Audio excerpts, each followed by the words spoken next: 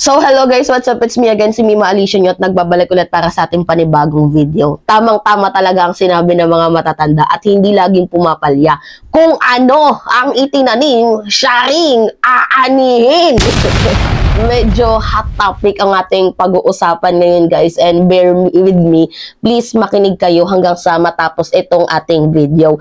So, ngayon guys, ito kasi yung eksenang ganap. Yan o. Basahin natin. House to investigate SMNI.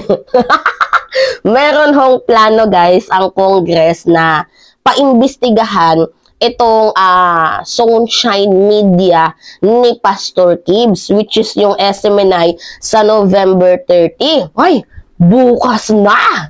Kumbaga, oras na lang ang itutulog natin, magkakaalaman na. So, ngayon guys, ano nga ba yung ganap? Bakit sila gustong paimbestigahan?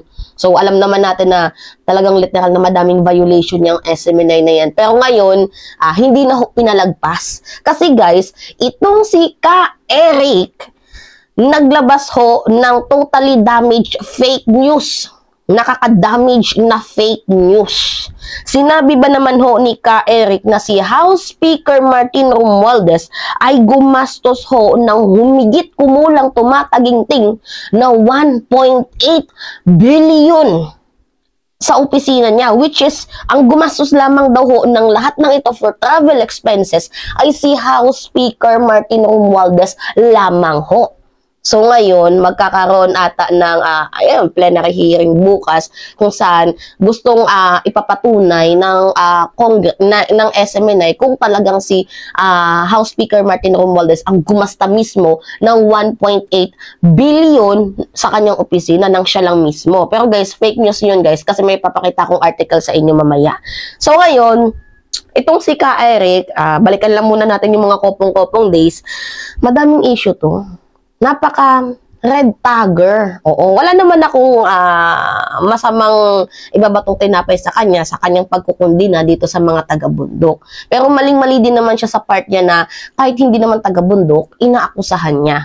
Grabe siya kung makapag-akusa. Tapos, 'di ba, recently inakusahan din nila si House Speaker Martin Romualdez na si House Speaker Martin Romualdez ang nagpapalakad ho ng impeachment plot para dito kay Vice President Sara Duterte. So, ang daming issue niya no, ni Ka Eric. At bukod pa dyan guys, napagtanto ko din sa mga hindi po nakakaalam, itong si Lorraine Bado, yung mga sintu-sintu na yan, si Ka Eric, hindi na po yan miyembro ng NTF-ELCAC. Pero up to this moment, parang kala mo mga miyembro pa rin kasi pinag-uusapan pa rin nila ang NTF-ELCAC. So, yun na nga, hindi na nga sila miyembro ng NTF-ELCAC. Bakit pa sila nagsasalita dyan sa SMNI?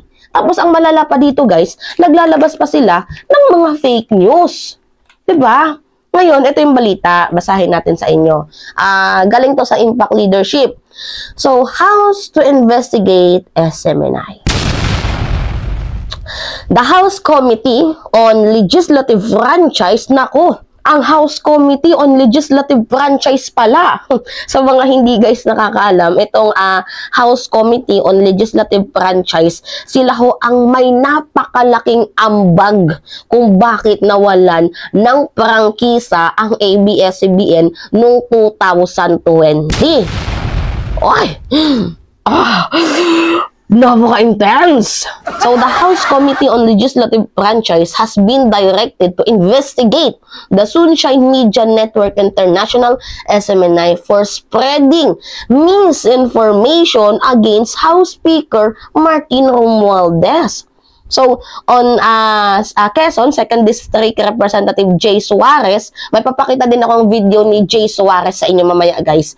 In a privilege to speak on Tuesday, November 28, that he was able to watch an SMNI program where the host claimed Romualdez spent 1.8 billion in just a year for his travel. So, meron ako ipapakitang video ni Jay Suarez na hindi lang pala daw guys ang fake news na 1.8 billion ang kanilang iimbestigahan, kundi rin pati pala guys yung other similar issue. other similar issue. So, yung mga violation ng SMNI, papaimbestigahan din nila kung meron man hong violation. Pero, well, alam naman natin na meron yung mga violation yung mga yan. So, ang unang tanong ko nga dito, kasi di ba ang SMNI hindi nagbabayad ng income tax doon sa BIR. Ang pinakaunang question ko dito, ang SMNI ba guys ay registered bilang isang religious TV channel, radio station dito sa SEC. I mean, registered ba to bilang religious TV channel, radio station doon sa SEC? So, ang tanong, registered ba sila? Kasi, alam nyo guys, lagi kasing exempted and laging exempted palagi ang organization ng mga religious. So, lagi silang exempted sa income tax. Kung kaya't hindi nagbabayad guys ang SMNI dito sa BIR sa income tax. Kasi nga, religious organization sila. At yung nakakapagtaka dito, religious organization sila, pero yung mga advertisement nila, mga bayad. I don't really get the point. Paano? Anyway, wala tayong magagawa kung totoo mang registered yan bilang religious TV channel or radio station, wala tayong magagawa dyan kasi exempted yung mga ano na yan. Pero kung hindi sila rehistrado, talagang literal na inabuso nila yung simbahan. So, yung mga religious organization, isa ho yung pang-aabuso. So, ngayon guys, i-research na lang nga natin. Siguro gagawan ko na lang to ng second content kung registered nga ba ang SMNI bilang religious TV station, religious channel, para mapagtanto natin na talagang meron talaga silang pinakaunang violation. Kasi imagine, lagi silang exempted sa income taxes kasi ginagamit nila yung pagiging religious organization kaya hindi sila nagbabayad. Pero yung mga advertisement doon, mga bayad. So, I don't really get the point. Anyway, basahin natin to. Sabi dito sa SMNI, I mean, sa CNN. Naluloka na si Mima. House denies claim on Speaker Romualdez 1.8 travel fund. So, basahin natin. The House of Representatives on Tuesday denied claims that Speaker Martin Romualdez spent 1.8 billion for travel expenses in a year, calling them unfounded and categorically false. So, ito yung allegation kasi guys ni Eric, yung 1.8 billion na gumastos daw si House Speaker Martin Romualdez ng siya lang. So ngayon, basahin pa natin. These allegations are clear example of fake news. Alam nyo guys, yung ABS-CBN kung bakit nawala ng prangkisa yun, isa sa rason is yung bias reporting nila. So ngayon guys, kung ang ABS-CBN nga, one of the violation lang yun ng ABS-CBN, madaming violation ng ABS-CBN yung title, yung land basta madaming violation yun, matagal na yun, 2020 pa yun. So, isa sa rason kung bakit din napasara ang ABS-CBN, it is because of bias reporting. So kung yung ABS-CBN nga, 'di ba, natablan sa bias reporting, nadali sa bias reporting, ito pa kayang SMNI na nagkakalat ng fake news? 'Di ba? 'Di ba? Anyway, basahin natin. These allegations are clear example of fake news designed to mislead the public and tarnish the reputation of Speaker in the entire House of Representatives as an institution. Sabi yan ni House Secretary General Reginald Velasco in a statement. So, the lower chamber added that the bloated amount for the speaker expenses, travel expenses, does not exist.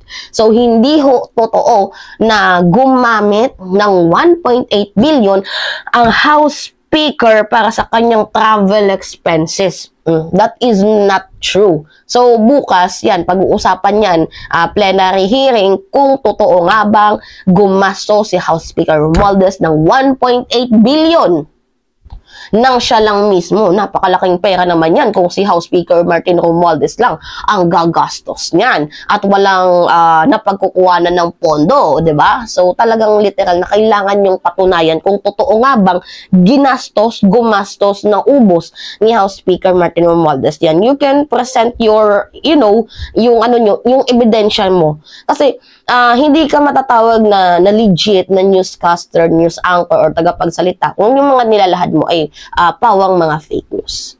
So, ngayon, patunayan nyo kung totoo. Anyway, ito, pakinggan natin tong sabi ng isang congressman, which is si Suarez, kasi ito din yung nagbalita kanina, 'di ba? Sa Second District, Jay Suarez said privilege speech. So si Jay Suarez, guys, yung nagsalita. Ito, panoorin natin ha. Kaloka yung yung lola nyo. Anyway, ito yung video. And collective privilege in the spirit of transparency and accountability, I humbly request this august chamber to direct the Committee on Legislative Franchises in the exercise of its inherent oversight function to investigate this matter immediately and other similar measures pending with the committee, including this personal and collective privilege. Ulitin natin, guys. Personal and collective privilege in the spirit of transparency and accountability, I humbly request this august chamber to direct the Committee on Legislative Franchises in the exercise of its inherent oversight function to investigate this matter immediately and other similar measures pending with the committee, including this personal and collective privilege. Nako. Narinig niyo yan, guys. Hindi lang pala yung fake news na pinakalap ni Ka Eric ang iimbestigahan, kundi rin, guys, yung mga other similar measure. So, yung papasok dito yung mga violation na ginawa nila. Ay, nako. So, sa mga hindi pa, guys, nakakakita ng video ni Ka Eric, ito kasi yun, guys, nakakaurat, no? Mga pathological liar. Anyway, sila-sila lang din yung nagbobolahan. Alam naman nilang fake news, tapos sila-sila lang din yung puro agree. Ang pangit pa naman ng kanilang pagsasalita, guys. Talagang binidiin talaga nila si House Speaker Martin Romualdez. Anyway, this is the video. Kay Speaker Martin Romualdez, 1.8 billion ang travel cost niya. 1.8 billion pesos. For how long? For almost 1 year lang. For the entire Congress. Sa kanya lang. Sa kanya lang? Sa kanya lang! Source from Congress. Is it true? 1.8 billion. Sabi niya, pakitanong kay Eric at paki-explain din. At pakitanong kay Secretary Pelica. Messina, ito'y break-in information coming from Congress mismong source. No, because the 1.1 billion of the DNNR, that's the entire department. Yeah. But you're saying now, Eric, that 1.8 billion is just the office of the Speaker for travel? Which is a question posed to us by the source from Congress. Yeah, I mean, That the needs to be explained. Speaker should explain, no? Yes. He should confirm or deny and then give an explanation. Give an explanation kung totoo ito. Kasi sabi niya, baka humigit pa kay Eric. Kung i-factor in Secretary Pelica, ang current baka umabot ng 2 billion ang gastos sa travel ni Speaker Martin Romualdez at ng kanyang mga entourage. Missy.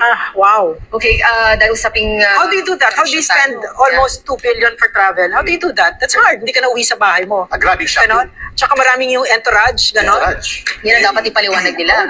Tanong natin yan kay Secretary Yes, and- Commissioner. Masakit. Pero sige, go ahead. Okay. Sige, kasi usaping Corruption tayo. Sorry, go ahead. Oh, God. Okay. Ang 1.8 billion, si Martin lang ang gumastos daw, si House Speaker.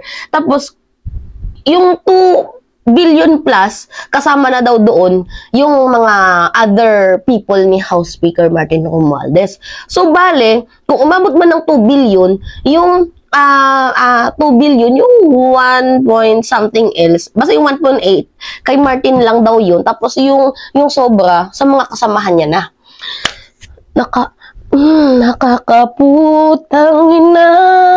Diba? Grabe kayo kung magpakalap ng fake news. So, ngayon, guys, hindi ko na kasi na-screenshot. Pero anyway, ang 1.8 billion, guys, kagaya ng sinabi ng CNN does not exist. So, hindi ho totoo. Pero ang totoo dito, guys, kasi hindi ko na na-screenshot yung pero dito, binabasa ko naman na 1.6 billion lang po 1.6 billion po ang nagasto sa buong budget ni House Speaker Martin Romualdez. Buong budget yan for this year. So, ang dito, guys, hindi lang naman ho si House Speaker Martin Romualdez ang gumastos ng 1.6 billion. Guys, kukoreksyon na natin na para hindi naman kasi deserve ng mga tao na makarinig ng fake news at hindi ko din naman deserve na pagtabunan kung ano nga ba yung totoo or mali.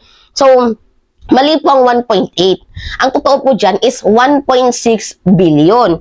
Itong 1.6 billion na to, siguro pag may ano dyan, ilalagay ko na lang yung reference.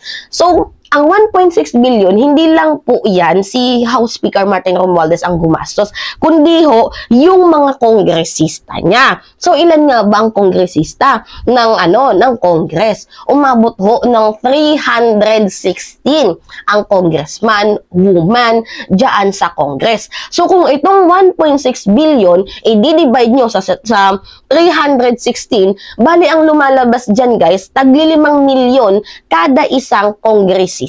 Yun po yung totoo dito at fake news po yung 1.8 billion na si Martin Romualdez lang po ang gumasta ng pera na yan. So yan na nga po guys, bukas pag-uusapan yan. So itong SMNI, itong channel na to, totally toxic na sa mga hindi ho nakakaalam. Super duper toxic. To the point na lahat ng DDS diyan nagsasalita. Si Kadigungan, si Sasot, dito din naglalabas ng salita si Harry Roque, sino pa? Pimentel, tama ba yun? Basta, ang daming mga DDS, dyan sila nagbubuntong galit sa SMNI. Where in fact, religious TV channel station sila. Diba? It is pwede ba yun? Religious TV station channel ka, pero ang mga, mga salita dyan, mga toxic, sinasamahan ng politika. Oh my God. Come on. So, kailangan talagang maimbestigahan yan, guys. Para ho, alam nyo na, pagdating ng panahon, syempre, aware din yung mga mamamayang Pilipino. Kasi baka malay nyo, may gumaya, isang religious TV station channel, tapos ang mga napapaloob sa TV channel na yun, mga politika, pagiging toxic sa politics. So, di ba? Kailangan ang maparusahan yung dapat parusahan. So, anyway, guys, yun lamang ho. Salamat ho sa inyong pakikinig. It's me again, si Mia Alicia nyo at nagbabalik ulit para sa ating panibagong video.